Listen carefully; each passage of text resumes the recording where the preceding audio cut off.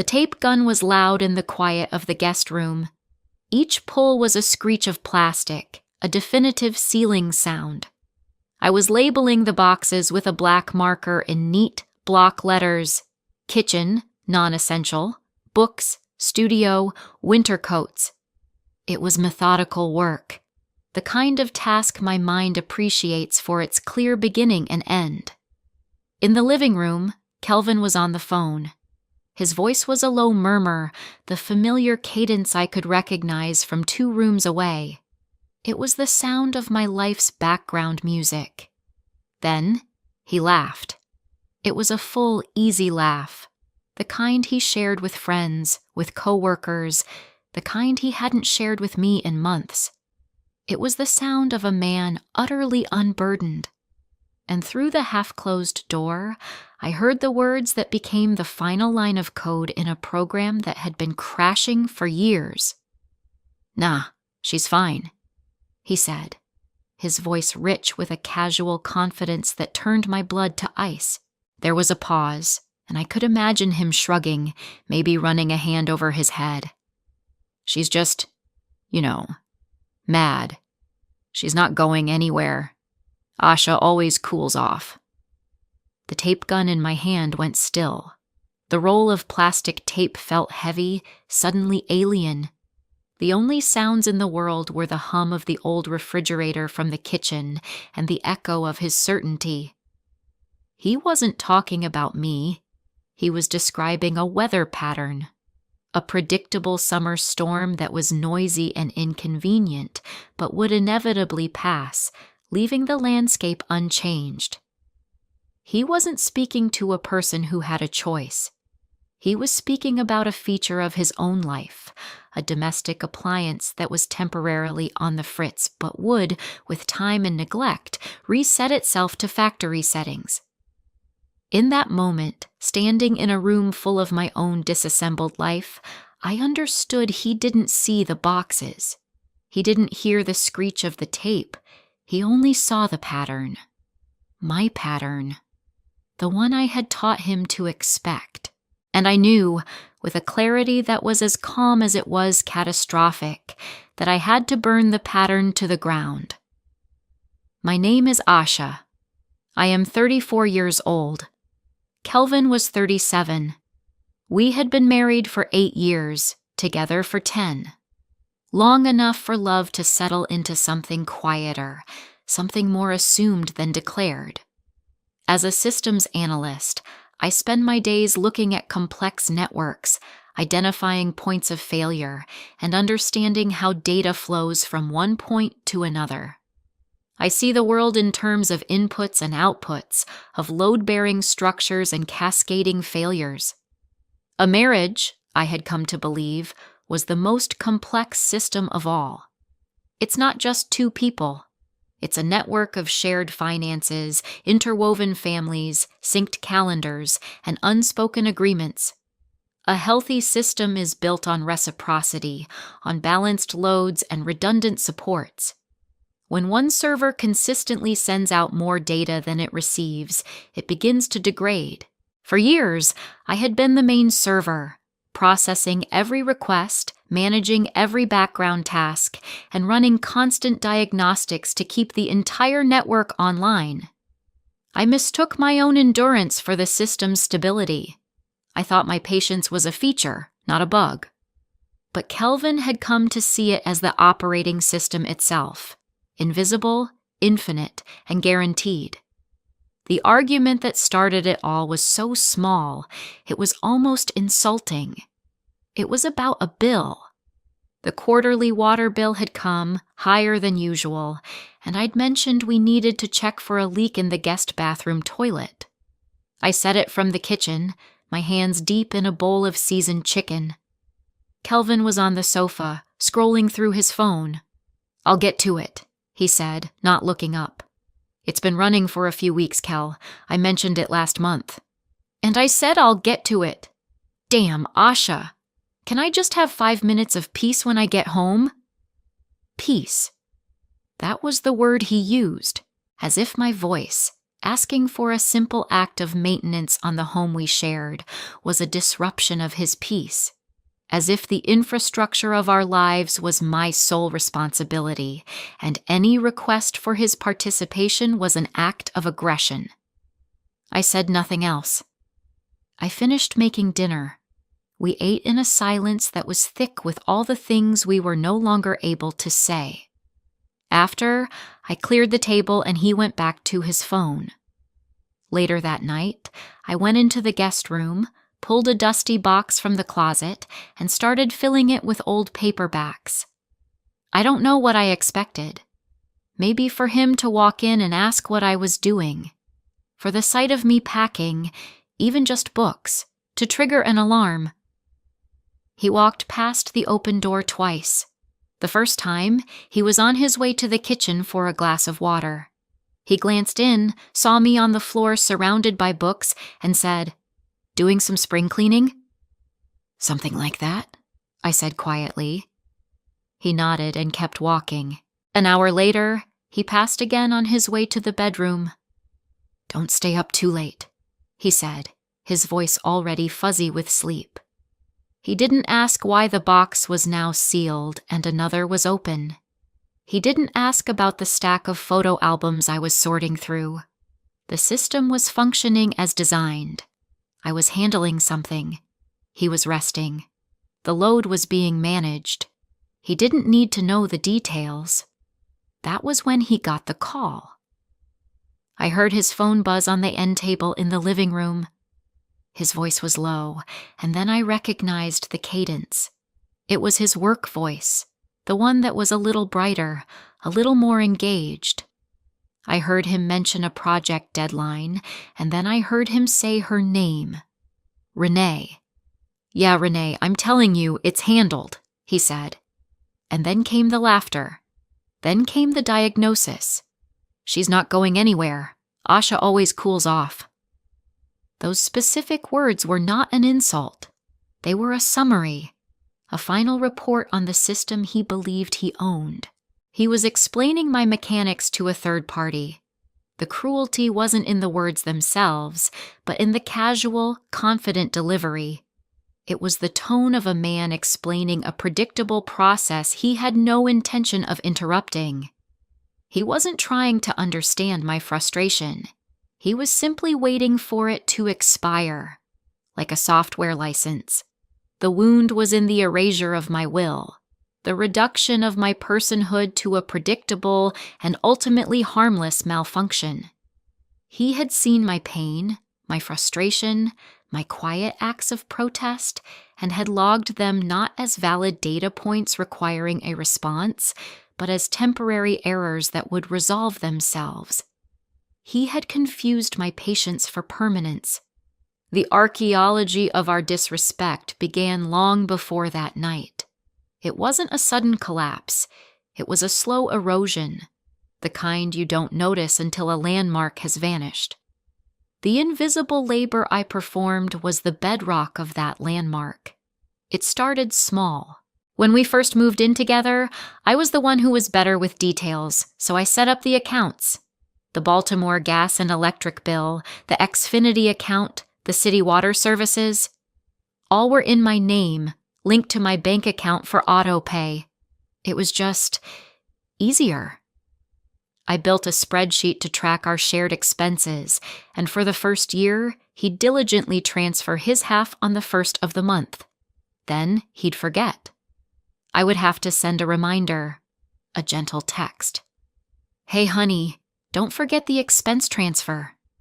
He'd apologize, send it immediately. But the reminders became more frequent. The apologies became more perfunctory. Eventually, I stopped asking. My salary was good, enough to cover things without feeling the immediate strain. It was easier to just absorb the cost than to perform the emotional labor of being his collections agent. I told myself it was a temporary measure, that he was stressed at work. But the temporary state became the new baseline. The spreadsheet, once a tool of partnership, became my private record of his growing debt to our life together. I was no longer his partner. I was his silent creditor. It wasn't just financial. It was logistical. It was emotional. When his mother, a proud, sharp woman who lived over in the Cherry Hill neighborhood, got sick and needed to start dialysis, it was I who researched the clinics.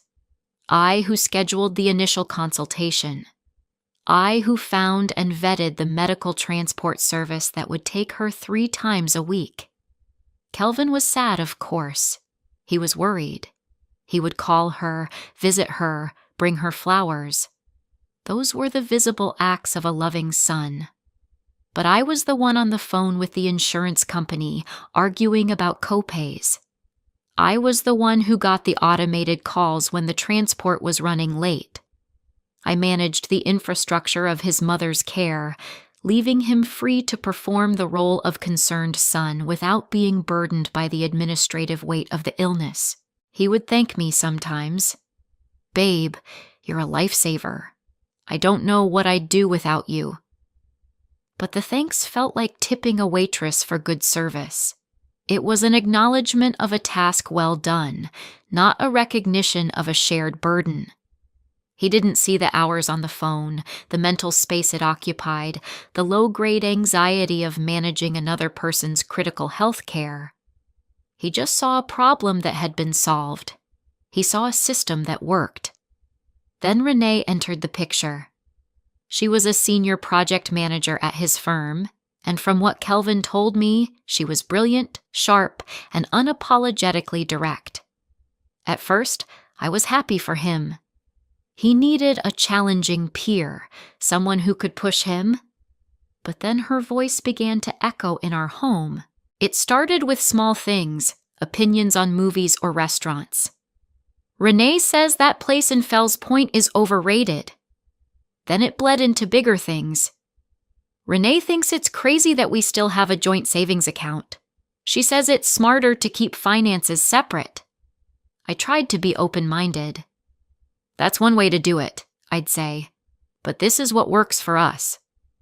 But her opinions started to carry more weight than our history. He began to use her as an external authority to validate his own desires. When I talked about wanting to take a painting class again, a passion I'd let wither after we got married, Kelvin was hesitant. "Is that a good use of time right now? We're trying to save."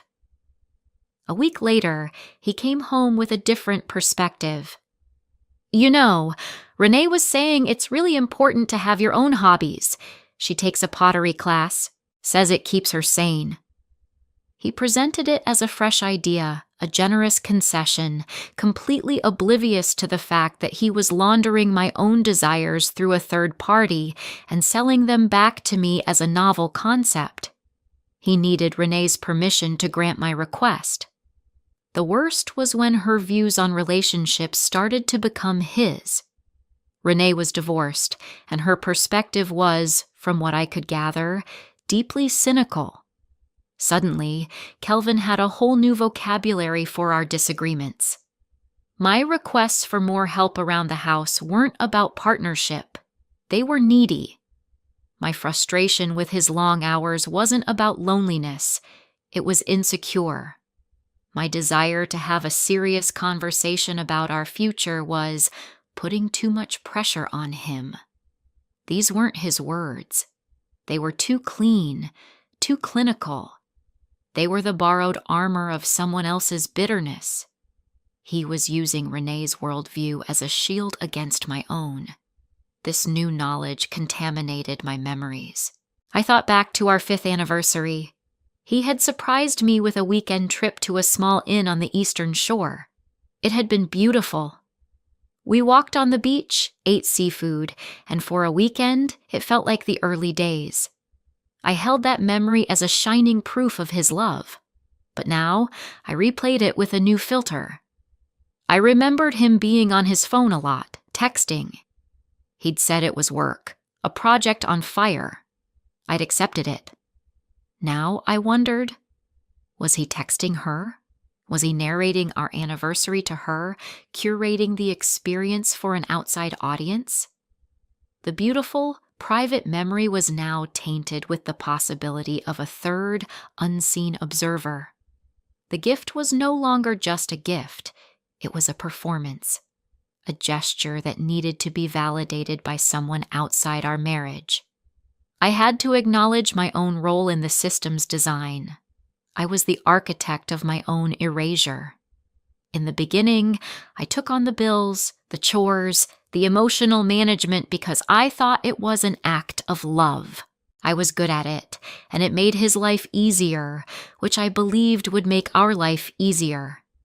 I taught him that he could drop a task and I would pick it up. I taught him that he could express a worry and I would find a solution. I taught him that when I was upset, I would eventually retreat, process my own feelings, and return to the status quo without demanding a fundamental change from him. I had, in an effort to be a supportive partner, built a system that made my own labor invisible and my own presence a given. I had coded my own obsolescence.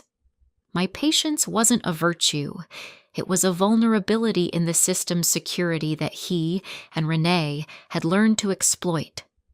Standing in that guest room, the sound of his laughter still hanging in the air, was the moment of catastrophic failure. The system didn't just crash, it was fundamentally unrecoverable. For a systems analyst, there's a moment in a crisis that is beyond panic. It's a moment of cold, terrifying clarity when you realize the backups are corrupted, the source code is gone, and the entire network is a ghost. You can't fix it. You can't reboot it. All you can do is decommission it, salvage what hardware you can, and start over with a new architecture. His words, "Asha always cools off," weren't just dismissive. They were a declaration that he would never see the real problem. He was looking at a dozen warning lights flashing red on the console and concluding that the bulbs were just faulty. He would wait for them to burn out. He would never, ever think to check the engine. In that instant, the purpose of my packing changed.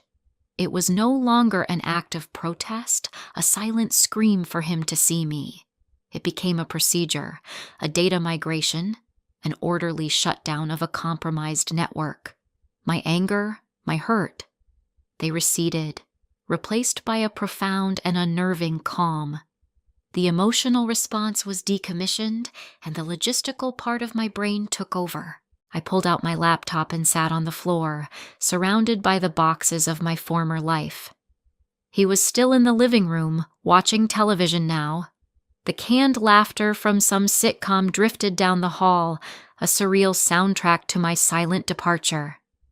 First, I opened a new browser window and filed a change of address with the post office, effective immediately. Next, I logged into our joint savings account. I looked at the balance, did a quick calculation, and transferred exactly 50% of it to my personal checking account.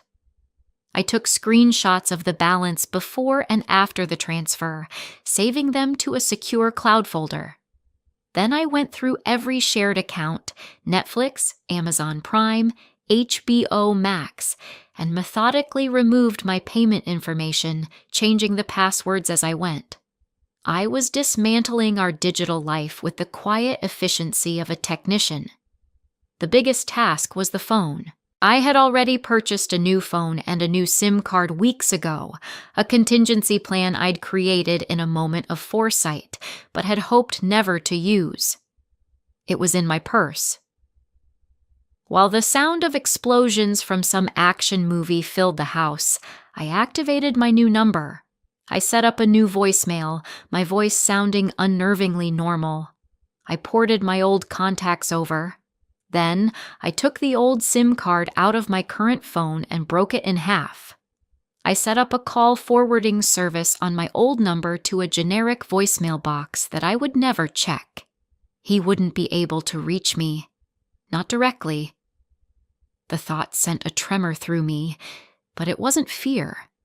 It was the strange, disembodying feeling of a system rebooting into safe mode. Limited functionality, but secure. I spent 2 hours executing the plan. Every action was deliberate. I packed a suitcase with a week's worth of clothes. I gathered my important documents, my passport, my birth certificate, the title to my car, which was in my name alone. I packed a small box with my toiletries, my favorite mug, the good coffee, the things that constituted the morning routine I would have to rebuild from scratch. Kelvin came to the bedroom door once. I was just closing the suitcase. My heart hammered against my ribs, but my hands remained steady. "You still up?" he asked, leaning against the doorframe. "Just finishing up," I said, my voice even. He looked at the suitcase, then at the neat stacks of boxes. For a second, I saw a flicker of something in his eyes. Confusion, maybe a sliver of concern. The system was showing an anomaly he couldn't immediately categorize. But it was late, and he was tired, and the effort required to investigate was too great. The path of least resistance was to trust the pattern. "All right," he said with a yawn. "Don't forget to turn out the lights." He went to bed. I stood there for a long moment, listening to the house settle. I did not forget to turn out the lights. I turned them all out, one by one, until the only light was the faint glow of the street lamp through the living room window. My departure was no longer an emotional outburst. It was a planned outage. The movers I'd hired, a small local company I found online that specialized in last-minute jobs, were scheduled for 5 a.m. I'd paid a premium for the pre-dawn hour. I wanted to be gone before the sun, before the neighborhood stirred, before he woke up. I wanted to disappear from his life as quietly as I had managed it. At 4:45 a.m., I saw the headlights of their small truck turn onto our street. I was waiting by the door, my purse on my shoulder, my car keys in my hand. 2 men got out, their movements practiced and quiet. I opened the door before they could knock. "Asha?" the older one whispered. "Yes, it's all here. Just the boxes and the one suitcase." They worked with a hushed efficiency that I was deeply grateful for. The dolly wheels were rubber, barely making a sound on the hardwood floors. They moved like shadows, lifting and carrying, their communication reduced to nods and hand signals. In 15 minutes, everything I was taking was loaded onto the truck. The space by the door was empty now. The house felt vast and silent. I did one last walkthrough. The kitchen was clean. The living room was tidy. In the bedroom, Kelvin was a lump under the comforter, breathing deeply. He hadn't stirred. I stood in the doorway, looking at the man I had spent a decade of my life with. I felt a pang, but it wasn't love. It was a distant, archaeological sadness for the civilization we had failed to build. It was the grief for the waste of it all. On the kitchen counter, I left my house key. Next to it, I placed my wedding ring. I looked at the box I had left behind intentionally. It was the one marked studio supplies. It held my old canvases, my dried-up oil paints, my stiff brushes, the ghost of a woman I used to be. I knew he would see it and think it was proof I'd be back. She left her art stuff. She's not really gone. He would see it as a loose thread, a reason to wait for me to cool off. For me, it was the opposite. It was a tombstone. I was leaving that version of myself behind, and I would buy new supplies. The quiet that settled in my car as I pulled away from the curb was absolute. It wasn't an empty quiet. It was a full quiet, a quiet that felt final. The sun was just beginning to tint the Baltimore sky with shades of gray and pale orange. I drove towards the temporary apartment I had rented, a furnished one-bedroom across town. As I merged onto the highway, my old phone, the one I'd kept for burner use, began to light up. It was 7:15 a.m. He was awake. The first text was simple. "Where are you?" 5 minutes later, "Asha?"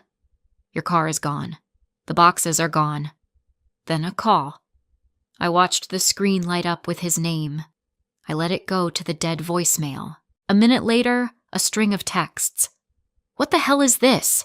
Are you at your sister's? Call me. This isn't funny. The first stage was shock and denial. He was running diagnostics on a system that was no longer connected to the network. His pings were going into a void. I drove, focusing on the road, my new phone silent in my purse. By mid-morning, the tone shifted to anger and accusation. The voicemails he left on the dead number, which I listened to later out of a detached sense of clinical curiosity, were a masterclass in deflection. You know, this is incredibly immature, Asha. To just leave, without a word, after everything I do for us? This is manipulative. You're trying to punish me. He never once asked why. He didn't ask if he'd done something. He didn't express concern for my well-being. His primary emotion was indignation. I had violated the terms of service. The appliance had not just malfunctioned, it had removed itself from the house, and he was furious about the inconvenience. The third stage began around noon, recruiting allies. His mother called my sister, who had been my only confidant. My sister, bless her, was a fortress. Asha's fine, Mrs. Miller. She'll call you when she's ready. Then his best friend, Marcus, sent me a text on my old number. Hey, Ash, Kelvin is losing his mind. Said you left. Whatever is going on, you know you guys can work it out. Don't throw away 10 years. I replied to Marcus from my new number. I appreciate your concern, but this is between Kelvin and me. I'm okay. I needed them to know I was safe, but I offered no explanation. An explanation would be interpreted as an opening for negotiation. I was not negotiating. The negotiation stage came via email that evening. The subject line was, "Please, let's talk." Asha, the email began. I don't understand what's happening, but I know I must have messed up. I'm sorry. Whatever it is, we can fix it. I've been thinking. You're right about the bills. I'll set up a direct transfer for my half every month. We can hire a cleaning service. I'll handle all of Mom's transport calls from now on. I'll do anything. Just please come home. Don't do this to us. I read the email 3 times. It was a list of concessions, a series of transactional offerings. He was trying to buy his system administrator back. He was offering to pay for services that should have been shared responsibilities. What he wasn't offering was any indication that he understood the fundamental problem. He wasn't addressing the disrespect, the erasure, the profound loneliness of being a utility in my own marriage. He didn't mention Renee. He didn't mention what I'd overheard. He was trying to patch the software without understanding that the hardware had been fried. I did not reply. The raw vulnerability came 3 days later. He found me. He must have called every mutual friend we had until someone caved and gave him the address of my temporary apartment. I was coming home with groceries when I saw his car parked on the street. He was standing on the sidewalk, looking up at the building. He looked smaller than I remembered, diminished without the backdrop of our home to frame him. He saw me and his face crumpled. Asha. I stopped a few feet away, my grocery bag suddenly heavy. Kelvin, you shouldn't be here. I didn't know what else to do, he said, his voice cracking. You won't answer. You just vanished. He took a step closer. I saw you packing. I heard you. I knew you were mad. He looked at me, his eyes pleading for an understanding I no longer had to give. His next words were the most honest thing he had ever said to me. I thought you'd slow down, not finish leaving. There it was, the core of his catastrophic miscalculation. He had seen my actions, but he had interpreted them through the lens of his own entitlement. He thought I was building a stage for a drama, that I was creating a performance of leaving to force him to the negotiating table. He never once believed I was simply leaving. The possibility that I could and would exist without him was a reality his operating system could not compute. My departure was, in his mind, a tactic, not a verdict. "It wasn't a negotiation, Kelvin," I said, my voice quiet but firm. "But why didn't you talk to me?" "I have been," I said, "for years. You just haven't been listening." His final attempt was a fumbled gesture at accountability. "Is this about Renee? I know I listen to her too much. It's just, she gets it. The stress at work. It's not like it means anything." He still didn't understand. Renee wasn't the disease. She was a symptom. The disease was his willingness to import a stranger's dismissive opinions into the heart of our marriage, to value her cynical worldview over my lived experience. "I have to go, Kelvin." I walked past him and up the steps to my new front door. I did not look back. The vindication I found wasn't loud or triumphant. It was quiet. It was the color of the afternoon light in my new duplex in Hampton, a bright, airy space with high ceilings and old, polished floors. It was the smell of fresh paint, a pale, hopeful sage green I'd chosen for the living room. It was the simple, revolutionary act of rebuilding my own routines. I made coffee in the morning and drank it while it was still hot, sitting by the window and watching the world wake up. I paid my own bills, BGE, Xfinity water, and felt a sense of profound ownership. This was my electricity, my internet, my water. I was funding my own life. The resolution wasn't about proving him wrong. It was about proving myself right. Right that I could be happy on my own. Right that my peace was a non-negotiable term. The most significant act of rebuilding was unpacking the new art supplies I had bought. Not the old dried-up things I'd left behind, but fresh tubes of oil paint, new brushes with soft bristles, a large, intimidatingly blank canvas. The first time I put brush to canvas, my hand shook. I hadn't painted in almost 7 years. At first, the shapes were awkward, the colors muddy, but I kept at it. I painted the view from my window, the crooked rooftops of the Baltimore row houses, the riot of a neighbor's overgrown garden. I painted from memory the deep blue of the Chesapeake Bay at dusk. I wasn't painting for an audience or for validation. I was painting because it was a language I had forgotten I could speak. I was reclaiming the parts of my own system I had deactivated to free up processing power for his. My life was no longer about managing his needs. It was about creating my own joy. I saw him one last time, about 6 months later. I was in a small cafe in Mount Vernon, sketching in a notebook when he walked in. He was meeting someone, another man in a suit. He looked different. His shoulders were slumped, the easy confidence replaced by a visible layer of effort. He was performing competence now, not inhabiting it. He saw me before he sat down. His eyes widened in surprise. He hesitated, then walked over to my table. "Asha," he said. "Hi." "Kelvin," I replied, closing my sketchbook. My heart rate was perfectly even. I felt a placid, neutral distance, the way you might feel seeing a former colleague from a job you left years ago. "You look good," he said. It was a statement of fact, not a compliment. "I'm well," I said, and it was the truest thing I knew. "I hope you are too." He nodded, a flicker of the old sadness in his eyes. "I'm getting there." He glanced at my sketchbook. "Are you painting again?" "I am," I said. That seemed to be the final confirmation for him. The system was truly, irreversibly offline. He gave me a small, sad smile. "That's good.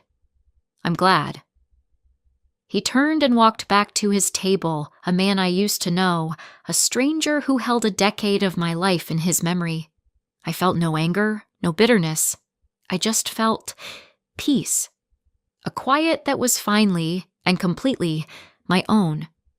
In the end, you learn that a relationship isn't a single, monolithic thing. It's a system, an intricate network of 1,000 tiny daily processes running in the background. It's the good morning text, the shared grocery list, the unspoken agreement about who takes out the trash, the way you regulate your own mood to buffer someone else's. Love is supposed to be the power source that runs the network, not the fee you pay for basic service. When one person becomes the entire operating system, the administrator, the technician, the help desk, and the server, the system is no longer a partnership. It has become a utility, and when you are treated like a utility, your presence is only noticed in its absence. Your value is measured only by the inconvenience of your outage. For years, I thought my job was to keep the system running at all costs, to perform endless maintenance on corrupted files and failing hardware. I thought endurance was the same as devotion. But endurance is not love. Patience has a limit. A system designed for extraction will eventually deplete its source. The pain wasn't the final crash. The pain was the slow, daily erosion. It was the quiet dread of realizing you have given someone administrator access to your own life, and they have forgotten the password. Leaving wasn't an act of destruction. It was a system restore. It was the quiet, methodical process of reclaiming my own data, uninstalling the malware of someone else's expectations, and finally, rebooting into a life that was fully and irrevocably my own. I was no longer a service. I was the source. If you enjoyed this story, please like, comment, and share this video with your friends. Subscribe and turn on the notification bell so you never miss a powerful story drop.